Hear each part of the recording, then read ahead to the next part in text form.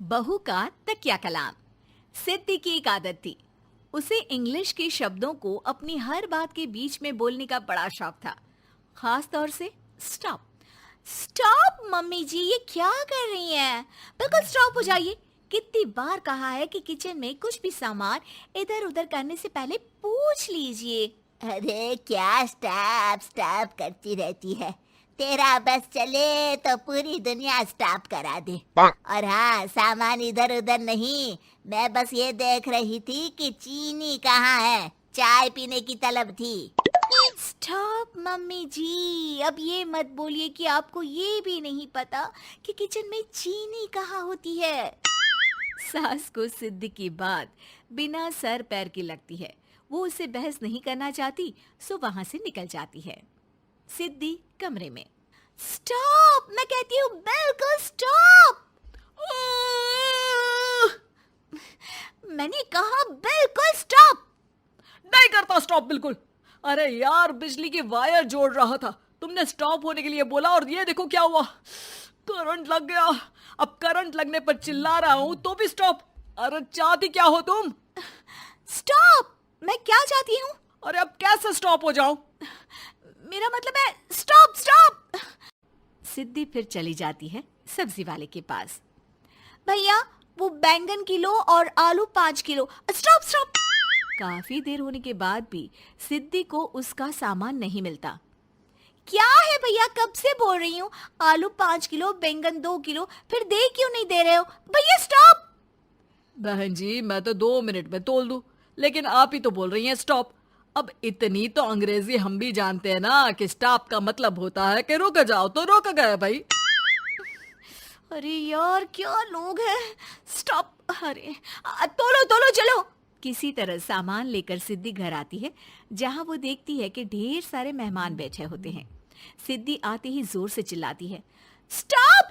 आप यहाँ सब कैसे? अरे अब कैसे स्टॉप हो जावे बहू, जितना आना था आ गए हम। अब हाँ, बैठिए ना। सासू माँ, आप बात करिए, मैं चाय बनाकर ला रही हूँ। सभी बात करने में लग जाते हैं कि तभी सिद्धि किचन से निकल कर आ जाती है। Stop stop. अरे क्या खाएंगे आप लोग? पकौड़ी बना दूं या चीला, या फिर इडली बना दूं? अरे जो मर्जी बना दो, बस ले आओ जल्दी से बहू, इन लोगों को निकलना है, कोई जरूरी बात करने आए हैं। अच्छा अच्छा, स्टॉप।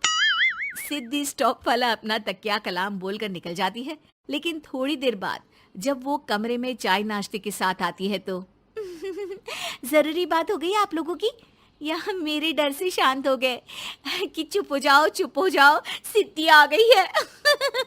बोलिए ना। बस जैसे ही सिद्धि ने कहा बोलिए ना, घर में चकर पकर की आवाज गूंजने लगती है। अरे तुम स्टॉप क्या बोल कर गई, सभी शांत हो गए, अब बात शुरू करेंगे। हाँ भाई, बहू तुम वो स्टॉप बोल कर गई तो हम लोगों को लगा कि शायद तुम भी सुनना चाहती हो कि हम लोग क्या बात कर रहे हैं। फिर जो मेहमानों की बात शुरू होती है वो घंटों बीत जाते हैं, चलती ही रहती है। अरे तेरे स्टॉप के चक्कर में दोपहर हो गई, अब जाकर सबके लिए जा खाना बना कर लिया।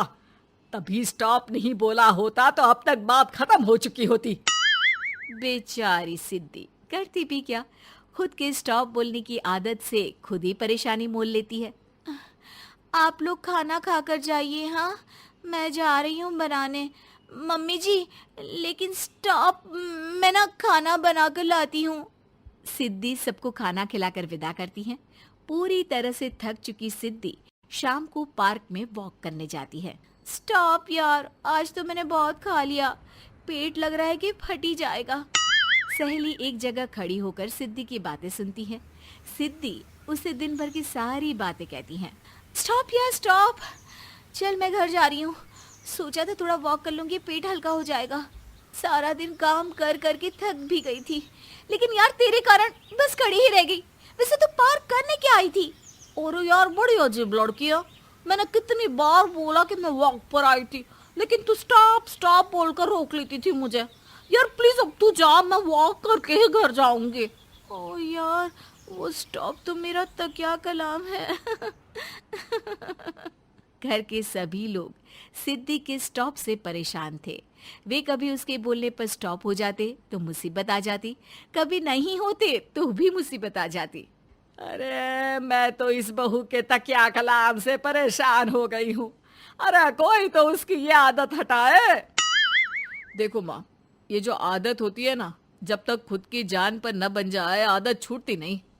अरे उसकी जान पर बनाए उससे हमें क्या, हम लोगों के लिए तो ये परेशानी का कारण बनती ही जा रही है। उधर सिद्धि खुद सोचती है, अरे यार, पहले बाजार से देर, फिर दिन का सारा खाना, और फिर पार्क में मैं टहल भी नहीं पाई। क्या करूं? इस तकिया कलाम के कारण मैं खुद ही परेशानी झेल लेती हूँ। एक काम करती हूँ, आज से सोच समझ कर बोला करूंगी। बहू स्कूटी उठाती है और निकल जाती है, लेकिन जैसे ही वो बीच चौक पर पहुंचती है, स्कूटी फिसल जाती है और वो नीचे गिर जाती है। हाय रे, कोई तो बचाओ, किसने टक्कर मार दी मुझे? कितना दर्द हो रहा है, कोई तो डॉक्टर के पास लेकर चलो। स्टॉप। बस जैसे ही बहू स्टॉप बोलती है, सारे वहीं रुक जाते हैं। बड़ी घमंडी औरत है, एक तो हम बचा रहे हैं, ऊपर से देखो स्टॉप बोल रही है। स्टॉप?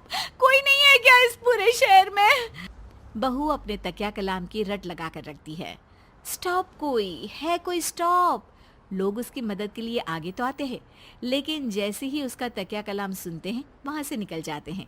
तभी कहीं से उसका पति लौट रहा था। वो बीवी को रास्ते में पड़ा देख हैरान रह जाता है। अरे तुम यहाँ, कितनी चोट लगी है तुम्हें? पति आसपास खड़े लोगों पर गुस्सा हो जाता है। आप लोगों को दिखाई नहीं दे रहा कि मेरी बीवी को चोट लगी है? कोई भी नहीं है जो उसे उठाकर बिठा सके? अरे भाई साहब, कोई क्या मदद करे इस महिला की? और इतनी घमंडी है, जब भी इन्हें उठाने की कोशिश करो स्टॉप स्टॉप बोल देती है। स्टॉप! ये क्या बोल रहे हैं आप लोग? मैं पिछले आधे घंटे से दर्द सह रही हूँ। स्टॉप! पति समझ जाता है कि मामला क्या है। वो सर पर हाथ रख लेता है, लेकिन जल्दी ही बीवी को डॉक्टर के पास ले जाता है। ओह, इन्हें तो बहुत ज्यादा चोट लगी है। आप लोगों ने इन्हें लाने में कुछ ज्यादा ही देर कर दी है। रुकिए, मैं चेक करता हूँ। डॉक्टर जैसे ही बहू के पास पहुँचता है। हाँ तो मैम, कहाँ चोट लगी है आपको? यहाँ? स्टॉप! डॉक्टर देखते देखते अचानक रुक जाता है। अब भी स्टॉप? अरे नहीं नहीं डॉक्टर साहब, अब तो सपने में भी स्टॉप नहीं बोलूंगी।